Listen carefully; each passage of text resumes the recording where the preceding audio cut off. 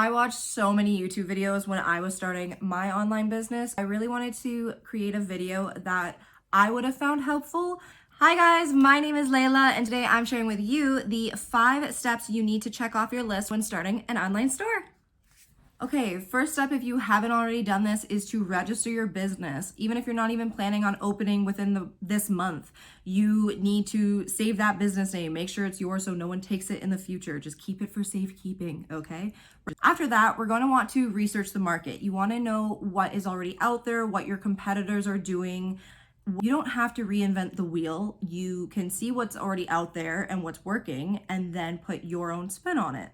I subscribed to my competitors' emails. I wanted to see how they were speaking to their customers, how often they were speaking to their customers. I wanted to see what they were posting, how often, when, where, everything. I wanted to see what was working for them. Next step in market research is creating your ideal customer. I know it's nice to think that everybody's gonna love your product, but if you're talking to everybody, you're talking to nobody. Creating a ideal customer is basically like creating a fake dating profile of them in a way.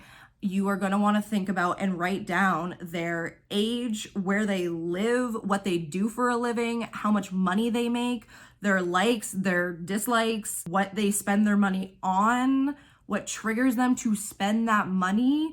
You are literally going to want to create your ideal customer of who you are making your products for. Unless you are going to be making these products yourself, you are going to need a manufacturer. When looking for a manufacturer, it is important to ask what their MOQ is. An MOQ stands for minimum order quantity.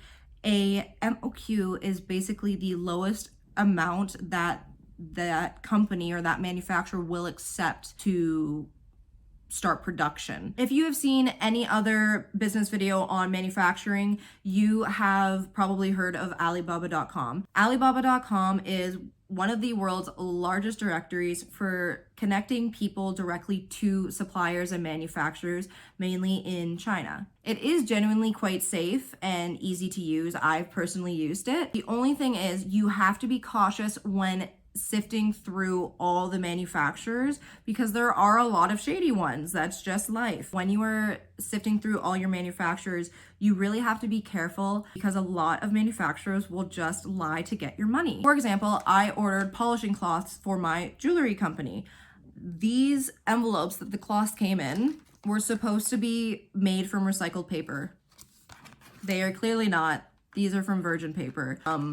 Did the lady say they can make them in recycled paper? Absolutely.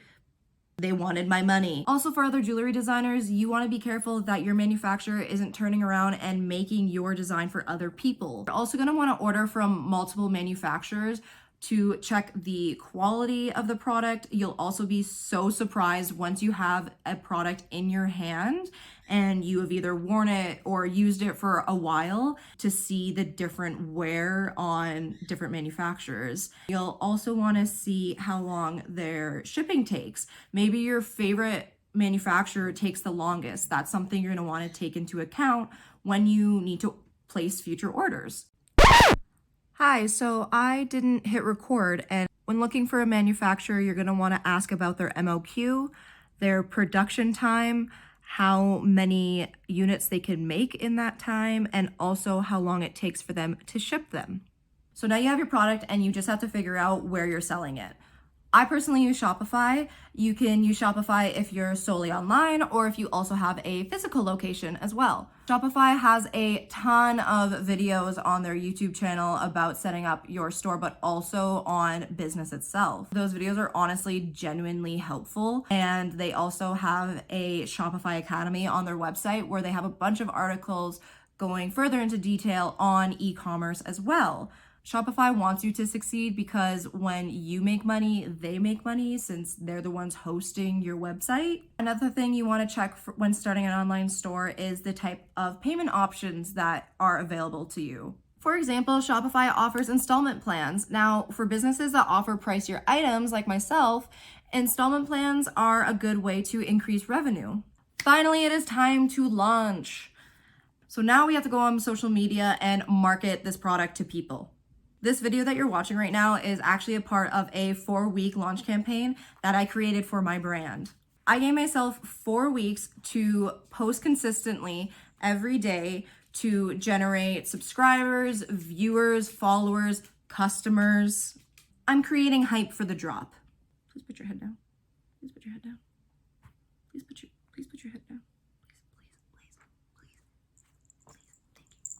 I'm going to be making a separate video later on, specifically on how I plan and create my posts, because there's just so much information in so many platforms now that deserves its own video. Subscribe so you don't miss that video. But until then, create an account for your business on every single platform that exists, okay? Try your best to use the same handle on every platform. That way it's easier for your customers to find you across platforms. You can totally reuse the same videos and photos across platforms. However, the time you post, the amount of times you post, what you post, the length of your post, everything varies from platform to platform and from day to day. Being able to know and stay on top of these changes is what allows people to hack the algorithm and make people and businesses go viral.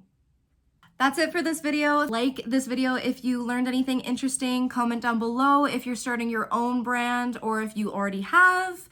And please subscribe so you don't miss any future videos. Bye! I love my life.